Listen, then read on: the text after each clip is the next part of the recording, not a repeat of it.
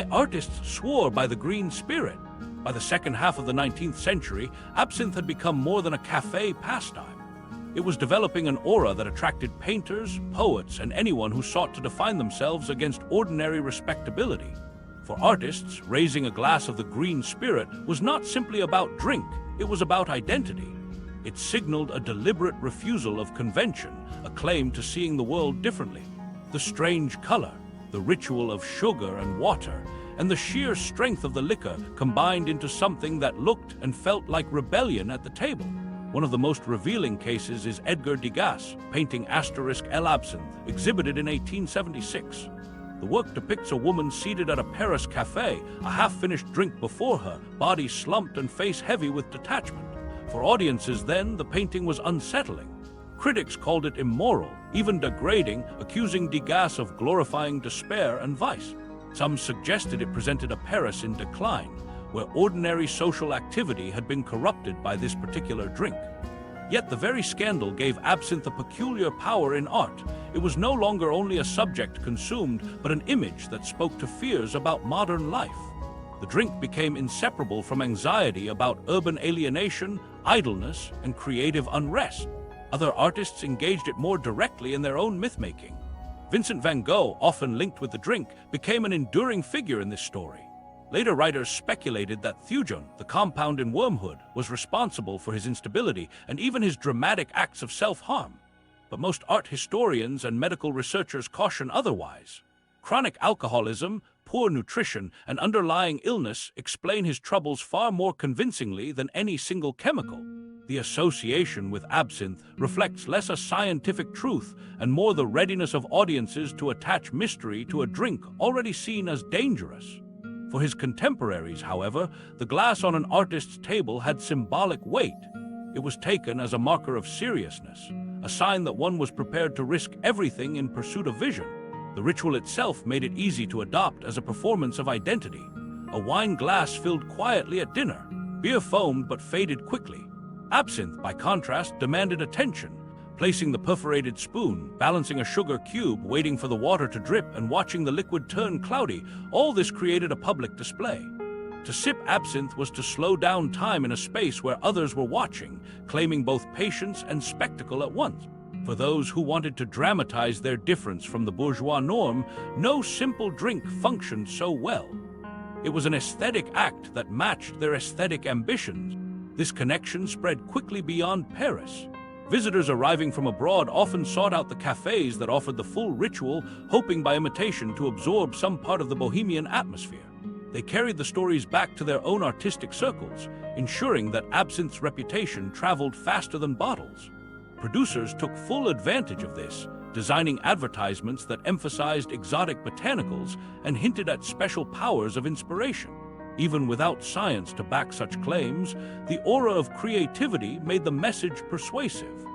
Buying a glass of absinthe was buying a share of the artistic imagination. The social identity it carried mattered more than its taste.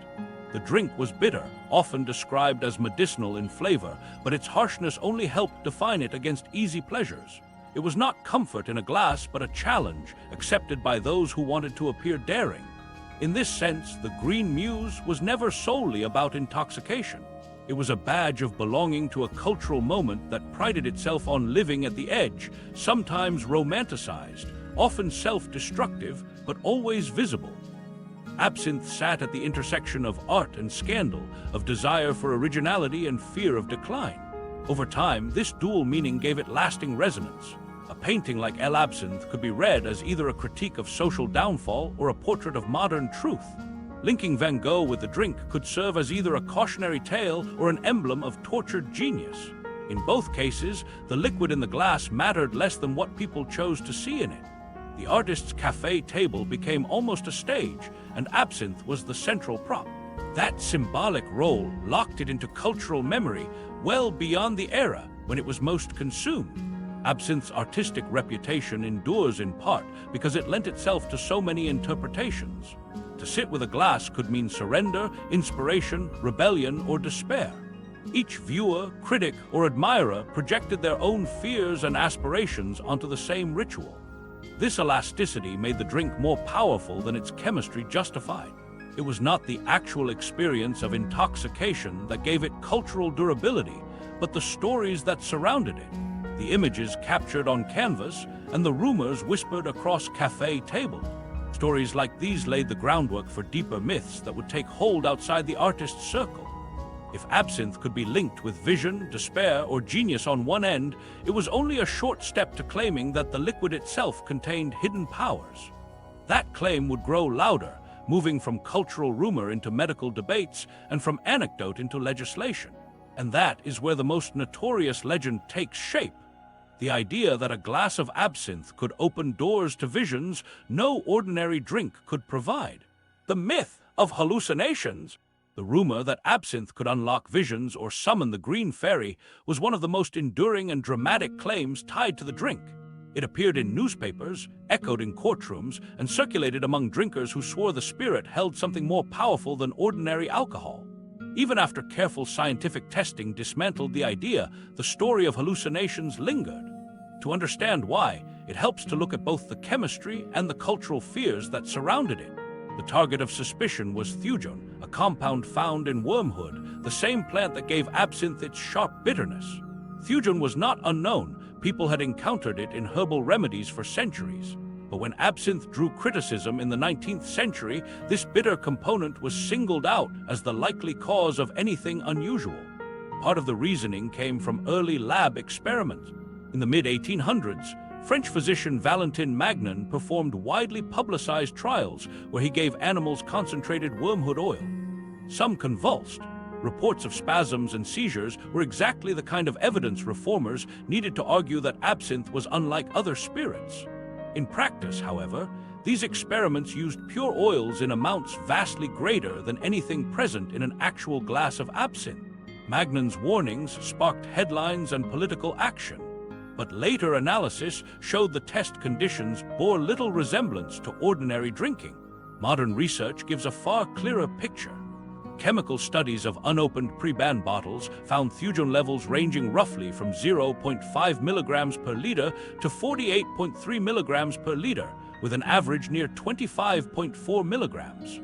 Those numbers sound scientific and threatening until you put them in perspective. To reach doses that triggered seizures in Magnan's animals, a human would need to drink unrealistically huge volumes, far beyond the point where alcohol itself would cause collapse, coma, or worse. In other words, thujon can act as a convulsant in laboratory settings, but not at the trace concentrations found in properly prepared absinthe. The chemical became a convenient scapegoat, but the real risks always came from the spirit's extreme alcohol content. This is also why regulators today draw careful, but forgiving, boundaries around absinthe. In the European Union, thujon levels in alcoholic drinks made with Artemisia species can reach up to 35 milligrams per kilogram. In the United States, the Alcohol and Tobacco Tax and Trade Bureau requires anything sold as thujon-free to test below 10 parts per million. Most modern bottles are well within those limits. Compare that with some common kitchen herbs. Sage tea often contains higher thujon concentrations than historic absinthe ever did, yet no one claims it creates visions. The numbers make it clear that absinthe was never chemically capable of producing the hallucinatory states attributed to it. If not thujon, then why did so many people insist they saw or felt unusual things after drinking it? The simplest answer is alcohol itself. Traditional absinthe often carried 60 to 70% alcohol by volume, nearly double the strength of many other spirits. Even when diluted with water, it remained a heavy drink. In the social world of Paris cafes, it was easy for patrons to consume multiple servings, each one stronger than an ordinary glass of wine. High levels of alcohol can easily distort perception, blur vision, and make experiences feel dreamlike. Combined with suggestion, the expectation that absinthe would unmoor ordinary thought, drinkers might genuinely believe they had glimpsed something extraordinary. What they called visions were effects anyone could experience after consuming enough strong liquor. This overlap between alcohol's natural effects and the myth's cultural rewards kept the hallucination story alive. For artists, it was enticing to portray absinthe as a unique muse. Claiming that visions fueled their work added mystique. For moralists and politicians, insisting the drink caused madness offered a powerful justification for control or outright bans. For newspapers, stories of a green fairy were far more exciting than reports of simple intoxication. Everyone had a reason to preserve the myth, even when the science did not support it. Absinthe's reputation therefore drifted between two domains: the world of chemistry, where evidence contradicted the claims, and the world of culture, where imagination thrived. Once placed in the public imagination, the hallucination story proved nearly impossible to dislodge. Even today, producers must print reassuring labels about thujon levels, and bars sometimes playfully lean on the old legend when marketing cocktail. The myth became part of the brand. People enjoy the story, even if they no longer expect it to be true. The scientific consensus remains consistent. Absinthe does not cause hallucinations. It contains thujon, but only in concentrations too low to produce more than bitterness. The apparent visions described in the 19th century stemmed from high-strength alcohol and the social context of the drink, not exotic chemistry. Animal studies with concentrated oils created alarms that later research corrected. What endured was not a factual basis, but a heavily repeated association between absinthe, intoxication, and a sense of danger. What made the myth powerful was not accuracy, but timing. It flourished in an era already anxious about alcoholism, social change, and urban life. Absinthe's unusual color and preparation ritual made it stand out from other spirits, and its foreign roots made it an easy scapegoat for fears that broader drinking problems could not explain. Blaming thujon created the illusion of a clear culprit, when the reality was that alcohol abuse, not wormwood oil, was harming communities. This matters because myths do more than entertain. They shape policy and public reaction. The idea that absinthe caused madness and vision-seeing played directly into legislative efforts to suppress it. Regulators and doctors repeated the claim, and entire populations absorbed it as fact. The scientific correction arrived slowly and long after restrictions had already taken hold. In the end, the myth influenced absinthe's history far more than chemistry ever did. Modern chemical testing eventually cleared the drink of its most notorious charge, and those results paved the way for legal resurgence in both Europe and the United States. By showing that thujon levels in genuine absinthe were modest and safe, researchers helped reinterpret the drink as strong but not hallucinogenic. That evidence made it possible for regulators to create standards rather than blanket bans. In short, science untangled the myth, and new rules gave absinthe a second chance. But if hallucinations and madness were not the real reasons behind its demise a century earlier, the question remains: why did governments across Europe choose to outlaw a drink that evidence suggests was simply another strong spirit? That answer lies not in chemistry, but in scandal, economics, and the anxieties of a society looking for something to blame. The real reason for the ban. If nations ultimately chose to outlaw absinthe, the explanation lay not in chemical analysis, but in the perception that it was a social danger. Around the turn of the 20th century, fear accumulated in ways that shaped both public opinion and government policy. Doctors pointed to it in reports on mental illness, moral reformers tied it to falling standards of society, and politicians warned it threatened the strength of entire nations. Yet beneath these warnings, there were events and interests that gave the movement momentum, ensuring absinthe would be singled out while other drinks were spared. One of the clearest turning points was the murder case of Jean Lanfray in Switzerland in 1905. A farmer and heavy drinker, Lanfray spent the day consuming large amounts of alcohol, several glasses of wine, shots of brandy, and coffee mixed with spirits.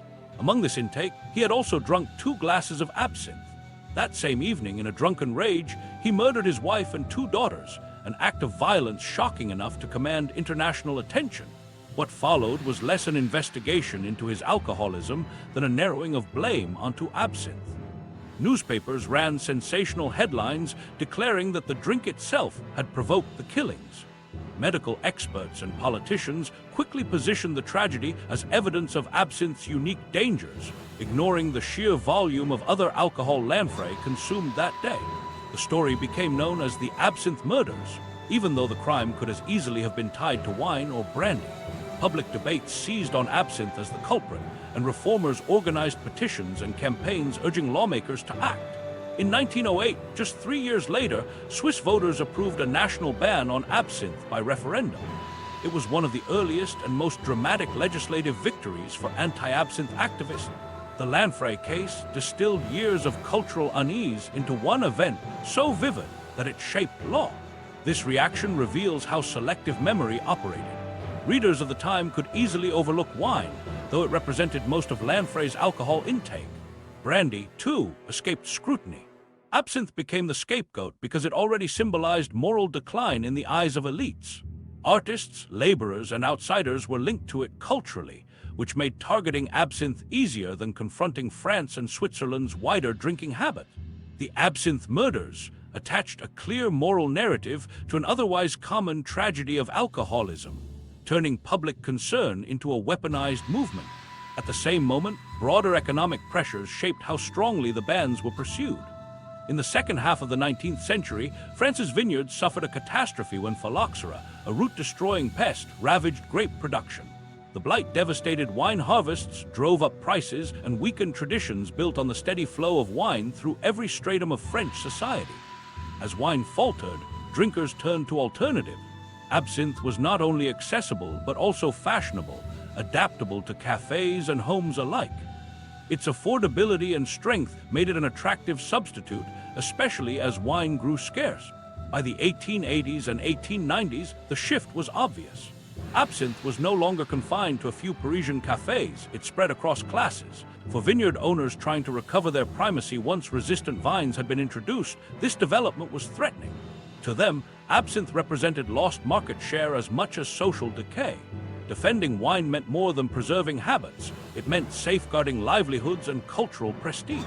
Wine was tied to the national identity of France, while absinthe, a relative newcomer associated with unpredictable urban cafes, offered no such roots. Economic actors leaned heavily into ongoing moral campaigns. Wine merchants, professional associations, and agricultural lobbies sponsored publications and pushed narratives to lawmakers. Medical claims about wormwood and thujon added scientific gravitas, while newspaper stories amplified every scandal. Together, these arguments created a front where medical fears, moral anxieties, and financial interests reinforced one another. Few policymakers could afford to defend absinthe, when doing so seemed to betray national culture, public health, and family stability simultaneously. This multi-layered campaign gained results. Switzerland's early prohibition was influential, and within a few years the spotlight focused on France. Heated parliamentary debates in Paris ran for years, fueled by petitions from vineyard syndicates and reports from public health officials. The decisive moment came in 1915 when France outlawed absinthe, citing concerns about national strength during wartime. Other European countries, and eventually the United States, followed, portraying the bans as protective measures, but echoing the timing of the wine industry's recovery from phylloxera. What gave the campaign force was not any single argument, but the way they intertwined. The myth of hallucinations and madness already existed, supported by flawed but frightening studies. The Lanfrey murders gave vivid proof to those fears. Simultaneously, vineyards and merchants had compelling economic motivation to eliminate a competitor. Combined, these pressures made prohibition both plausible and politically popular. At the cultural level, the distinction between wine and absinthe mattered greatly. Wine was portrayed as ancient, rooted in agrarian heritage, and bound to the soil of France itself. Absinthe, by contrast, was cast as foreign, decadent, and destabilizing. Even at the level of symbolism, to ban wine would be unthinkable, but to ban absinthe could be justified as saving the nation. This imbalance explains why reformers found traction so easily with absinthe. They could channel the desire for social discipline while protecting a cornerstone of identity. The ban, therefore, cannot be reduced to a single cause. Medical authority lent credibility. Moral reformers galvanized the public through speeches and pamphlets. The press kept scandals alive. And behind the scenes, the practical economic calculus of protecting vineyards added weight to political decisions. Each influence overlapped until they hardened into prohibition. Once these laws were in place, they proved remarkably durable. Absinthe vanished from legal shelves, not because the danger had been verified, but because a coalition of health fears, moral charges, and economic competition agreed it should be erased. What the bans produced was less a conclusion to debates about toxicity than a social and commercial reset that reinforced wine's dominance as France's proud national drink. Yet prohibition did not close the chapter entirely.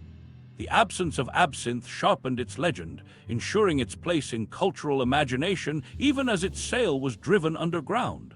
The narrative of a forbidden spirit gave the drink a second life, whispered about and occasionally smuggled, rather than entirely lost. That legacy made the early 20th century less a disappearance and more a long retreat into the shadows, where myths and substitutes developed of their own. What followed was not a clean erasure of absinthe, but a half-life of rumor, imitation, and secret survival that carried its reputation through decades of absence.